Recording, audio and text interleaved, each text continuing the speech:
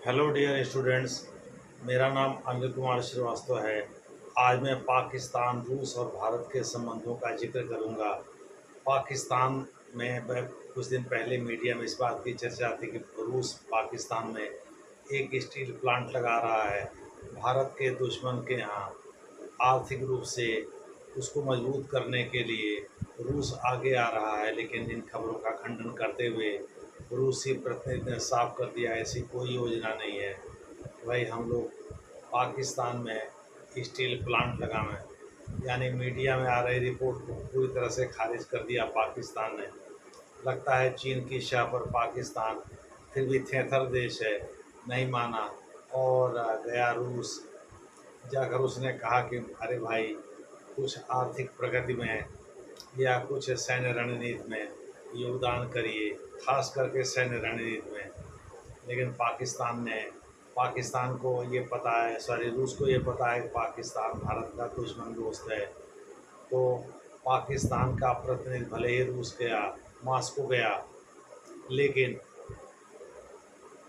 रूस ने भारत के साथ अपने पुश्तैनी रिश्तों का जिक्र करते हुए साफ साफ कह दिया कि भाई वो पाकिस्तान के साथ कोई भी समझौता नहीं करेगा, कोई भी सहयोग नहीं करेगा।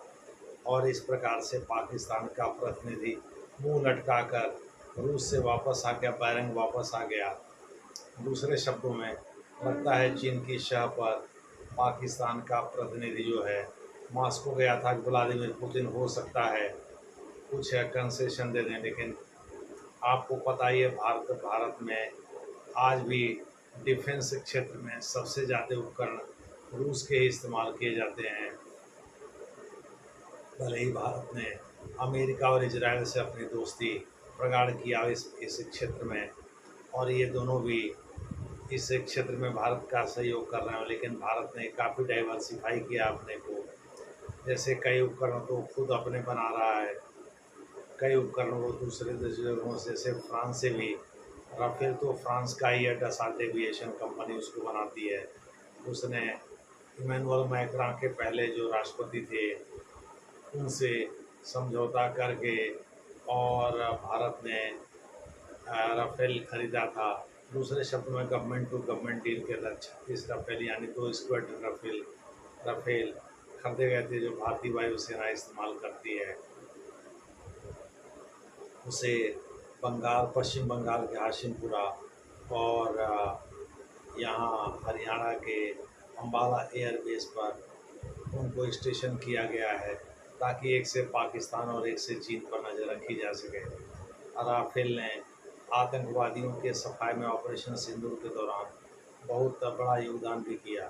तो रूस भारत और पाकिस्तान के बीच के संबंधों की सेंसिटिविटी जानता है कि दोनों के बीच संबंध तर्क हैं, और चीन के शाह पर भले ही पाकिस्तान रूस चला गया हो, लेकिन रूस ने पाकिस्तान की एक ना सुनी और उसे बैरंग वापस कर दिया।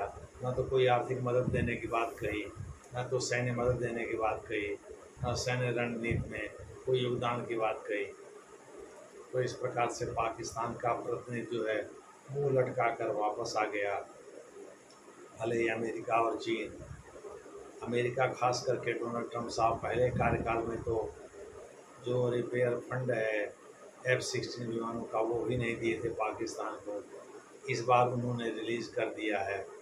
यही नहीं, उन्होंने IMF और ADB से भी लोन दिलवा दिया। ADB में चूँकि जापान का दबदबा है, तो ADB से भी लोन मिल गया है पाकिस्तान को, और IMF से मिल ही गया था। लगभग 1 अरब अमेरिकी डॉलर के बराबर IMF ने ही बेल आउट पैकेज दे दिया था पाकिस्तान को।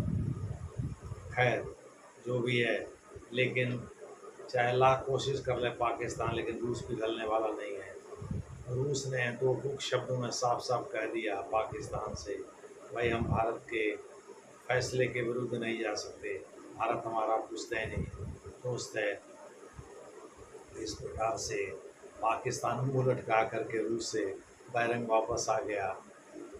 एक्चुअली दरअसल इसमें सच्चाई ये है, पाकिस्तान को ये बात पता है कि रूस भारत के विरुद्ध नहीं जाएगा।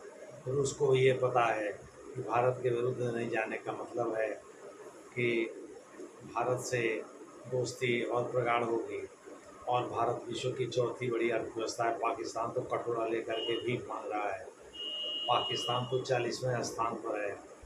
तो भारत से दोस्ती करने से फ़ायदा है, यानी भारत हमारे अस्त्र शस्त्र खरीदेगा, भारत के इकॉनमी में हमारा योगदान होगा, भारत हमारी इकॉनमी में भी योगदान कर सकता है।